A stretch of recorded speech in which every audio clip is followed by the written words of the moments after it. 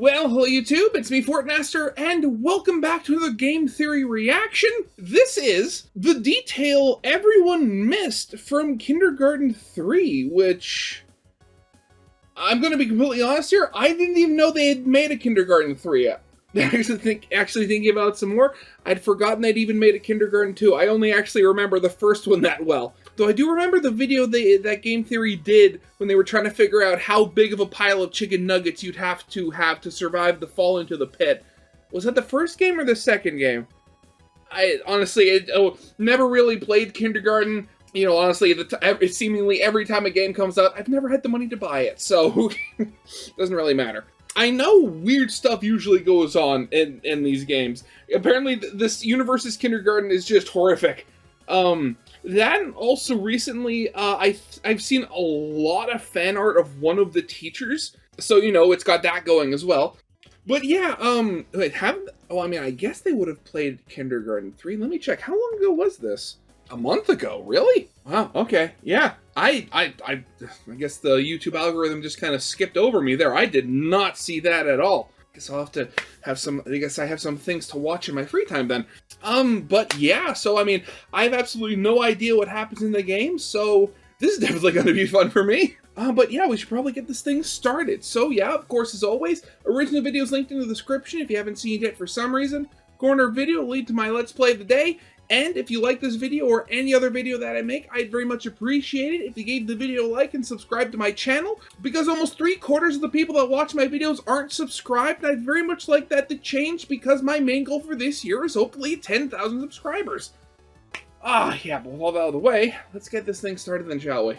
Kindergarten's back, and it's weirder than heck, with teachers on pills and a lab on deck. Yeah, I think it was this teacher that I saw everybody making fan art about. Kids getting tested like rats in a maze, and a nugget cult chanting in barbecue haze. It sparks some weird questions, absurd and profound, like, could chicken nuggets break you or fall to the ground? And what's with that janitor who's mopping up gore? With whispers and rumors that hint at strange lore. But none of those riddles stuck deep in my brain, like one that's both stupid and slightly insane. In Kindergarten 3, when logic heads south, how many kids fit in an alligator's mouth? Hello, Internet!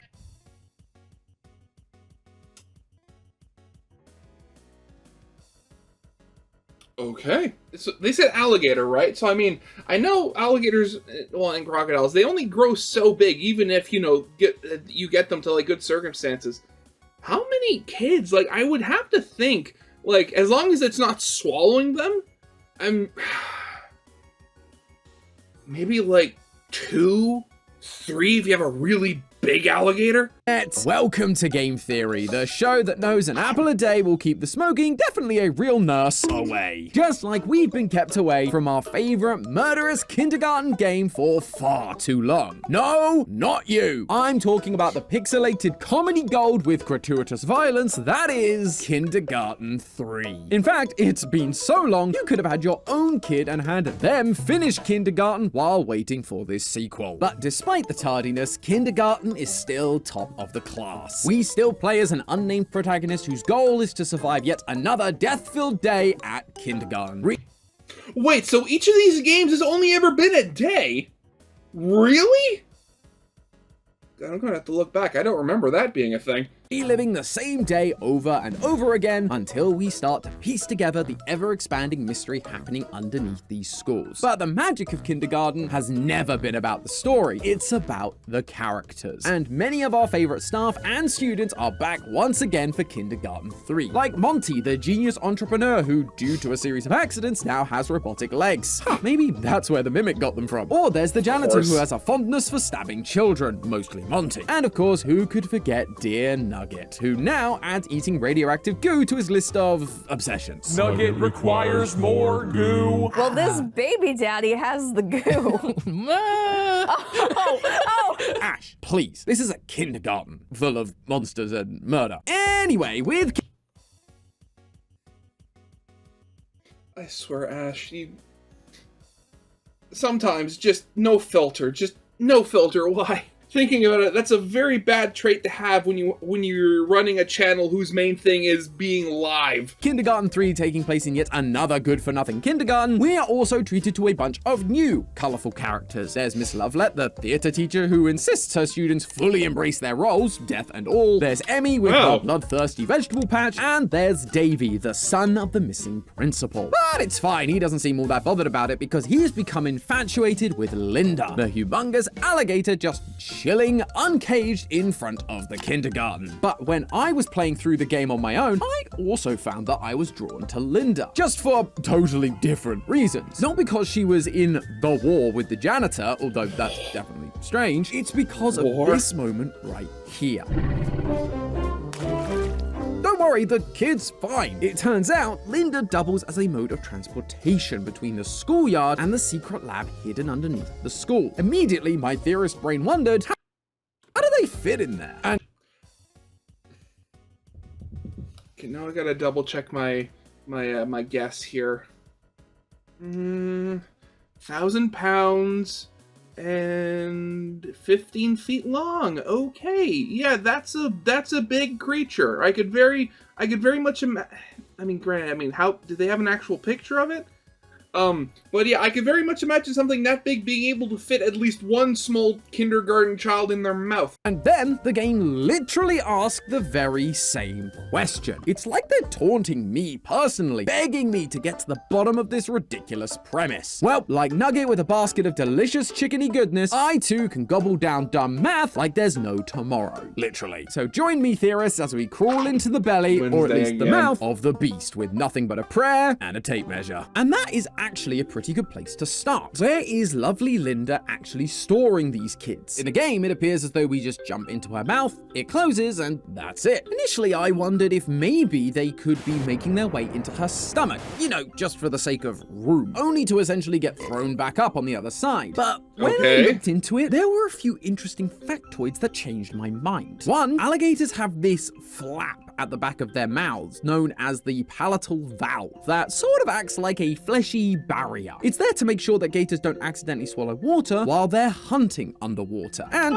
given we are using Linda to traverse underwater, I doubt she's going to be opening hers to let any children through. Even if she did, they'd run into reason number 2, which is that getting stuck inside a gator's stomach might be among the worst deaths they could face. And I mean, you'd imagine getting stuck in any creature's stomach would be, you know, a horrible death, unless you're like one species of beetle that's been able to evolve, like, to survive long enough to crawl out, you know, a frog's butt when it gets eaten. Like, it's really creepy. That's saying something given this game. A gator's stomach is super inhospitable. When they're digesting a particularly large morsel of food, like say a child, they actually shuttle blood away from their lungs and towards their stomachs so they can pump it with more carbon dioxide and make their stomachs even more acidic. As a result, some estimates say that gators have stomachs that are as much as 10 times more acidic than any mammal. So okay, so alligators can alter the acidity of their stomachs. Interesting. That's really weird. Okay.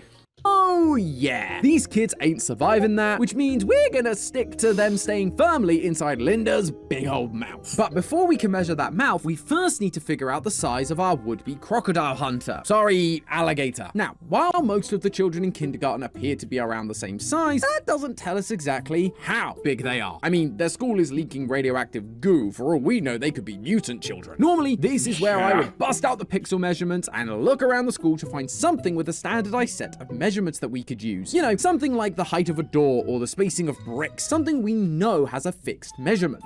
So I'm just going to cut you off there. I'm going to go out on a limb here and guess that, you know, given that this game's art style, finding something that is quote-unquote standard size is going to be a lot harder than you'd think.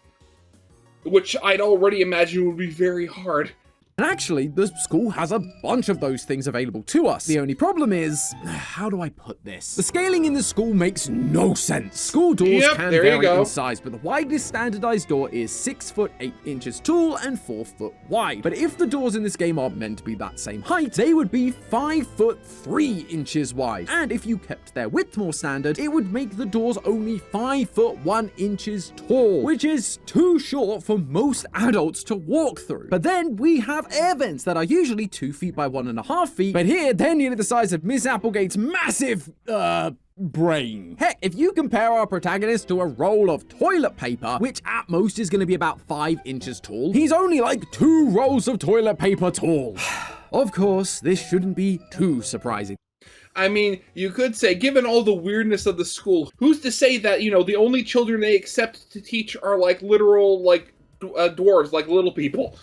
This is a pixel-based game after all. It's more about aesthetics than it is accuracy. But that does mean that for one of the first times ever, pixel measurements had failed me. Let's get some Fs in the chat, boys. We lost a good one today. And so, since scaling in our game isn't going to do us any good for our little experiment, I had only one choice left. I had to face reality. And by that I mean, use the dimensions of a normal kindergartner and shove that into the maws of our angry reptile. The CDC tells us that the average height of your typical tyke is around 43 inches, or just over 1 meter. They also give us the average weight, which is about 44 pounds or 20 kilograms. But those are just the tip of the mathematical nugget iceberg. What we really need to know is how much space they take up inside of an alligator. If only there was a formula that could help us figure out a child's volume. Oh, DMV, I thought you'd never show up. Mwah. Since all humans, even children, have roughly the same density, around 1 kilogram per liter of volume, we can use the formula density equals mass divided by volume, plug in our values, and boom, we find out that our average kindergartner should have a volume of around 20 liters. Math.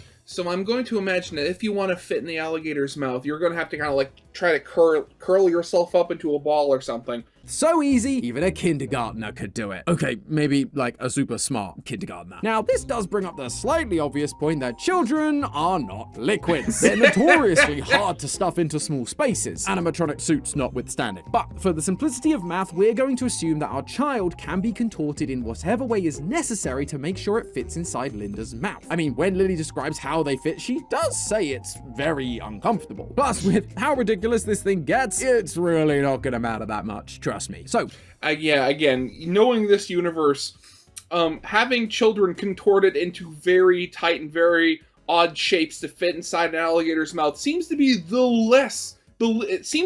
least weird thing going on here. We have the standard size of a kindergartner, making our next question, how big is the inside of Linda's mouth? Surprisingly, despite spending days and days looking, there didn't seem to have been any kind of research or scientific papers out there about the internal volume of an alligator's mouth. I know, I was as shocked as you are, but just before I was about to head out with my ruler and get the results firsthand, I was able to find this. This is an actual 3D model of an American alligator skull that was scanned from a real alligator skull. It was uploaded to Sketchfab by Holiday Lab, and the skull sample originally came from the University of Missouri Vertebrae Collection. So shout out to those guys. My still attached limbs are forever grateful. Now we can import this model into Blender and start the real magic. All we have to do is create a shape inside of Linda's mouth and use that to perfectly tell us how much space is inside those jaws.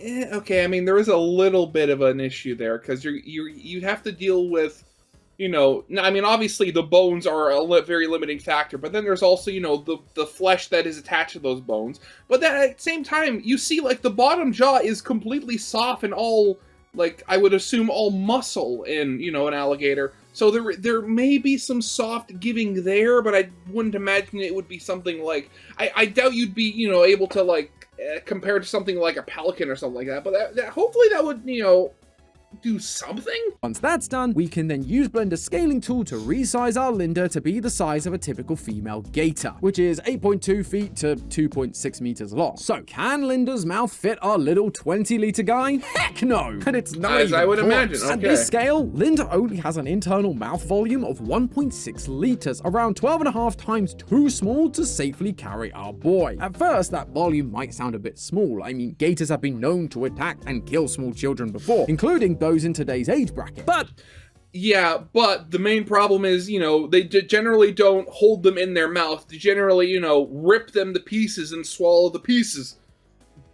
I mean, alligators and stuff like that aren't known for chewing their food.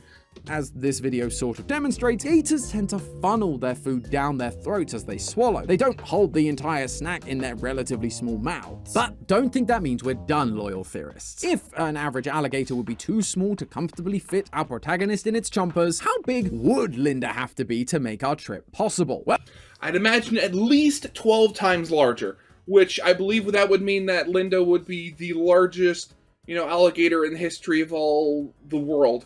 Oh, back to Blender. But instead of scaling our Linda skull to match the real world gator, now we're going to take the volume inside of the mouth and scale that up until it's exactly 20 liters. Just enough to fit our little friendo uncomfortably inside. Doing that, we get that the length of the head that would be needed to fit our protagonist inside would be around 0.833 meters or 2.72 feet. But that is just the length of the head. What about the rest of the body? Well, it turns out that American alligators' bodies are approximately 7.3 times the length of their head. That means our 0.833 meter head would correspond to an alligator that is 6.1 meters long. That is over 20 feet. If Linda was that big, she'd be bigger than the largest verified gator ever on record by over 4 feet. Jeez, okay, this is why I look up things while I do reactions and stuff like that, because I love being able to discover stuff before it's said in the video. Just over the size of the tallest average kindergartner, funnily enough. But here's the kicker. We are not the only character that hitches a ride on the Linda Express. Oh, no. Yeah, Later in the game, people. we see not one, not two, but 3 children enter Linda's mouth at the same time, meaning Linda has to be even bigger than we initially calculated. If we assume that all 3 children are the same size as our protagonist, 20 liters, that means this new beefier, or gatorier, Linda would need to be able to fit a whopping 60 liters of children in her mouth hole. So if for one child she need to be, approximately, 20 feet long, I'm using basic math, that would be approximately 60 feet long. So yeah, that's a big gator. That's a lot of handbags. Oh, that's roughly the size of the gas tank in your car. A gator big enough to hold that in its mouth would need to be an absolutely gargantuan 8.76 meters or 28.7 feet long. That's about half the length. Okay, not as long as I thought. Okay. Of a bowling alley. No thanks, I'll stick to skee ball. But even that... Oh, right, okay, yeah, volume grows quicker than air. Okay, yeah, right. I forgot, the square cube law and stuff like that. That still doesn't represent Linda's true size, because at the very end of Kindergarten 3, she manages to fit even more inside of her mouth. She wolfs down 4 kids, as well as 2 bunny rabbits and a guppy. The dog and the bird take the scenic route, because having them also fit in there, now that would be ridiculous. Thankfully though, this time someone had done some of the hard work for me, as I found this paper on the average volume of rabbits, which gave me the answer of 3.5 liters, and the guppy, well, it's a guppy. In the real world, they basically take up no space. Plus, they're super squishy. So, adding all the 80 liters for our 4 children and the... In this instance, the guppy is a rounding error. 3.5 liters for our... Oh, Linda ate one of the rabbits as payment? Well, that's one less thing to worry about. So, 83.5 liters from our 5 passengers that made it, plus the guppy, which is basically too small to count, means that the actual size that Linda would need to be to barely ferry all of these characters down to the secret lair would be just shy of the length of a school bus. What was that? Okay, that's weird. Length of a school bus. 9.8 meters or 32.1 feet. Oh, okay, there was a little bit of an editing error there. The number appeared. Turns out, she doesn't need to be mutated by radioactive goo to become a Godzilla. She already is one. Although, if we were to take her final size and give pixel measurements a second chance, you would find that this magical goo has turned our sweet little, or big Linda, into a behemoth with a final length of 17 meters or 57 feet. That is bigger than the length of the Hollywood sign and nearly as long as an entire cricket pitch. I mean, the radiation does more than just make her bigger. It also, changes her body plan and stuff like that. making her seemingly bipedal. How big are these tunnels underneath the kindergartens? Very. And yet, our perspective shows that we are still the same size as 2 rolls of toilet paper. I told you the scaling in this game was whack, but hey, that's just a theory. A game theory! Thanks for watching. What? Oh god, honestly, again, like again, as I said, I had completely forgotten that they'd made a Kindergarten 2, and I was completely out of the loop when that they made a Kindergarten 3. But man, thinking back to Kindergarten 1, that was absolutely nuts. Like, I remember when Matt and Steph played that, and Steph did Nugget's voice and stuff like that, where he gave him a little lisp and stuff like that. Where it's God, honestly, maybe I gotta go back and watch those because they were funny. They were really funny. But yeah, that's definitely going to be it for now. So yeah, I hope you guys liked. If you did, leave a like, subscribe if you have not, and I'll see you guys next time. Goodbye.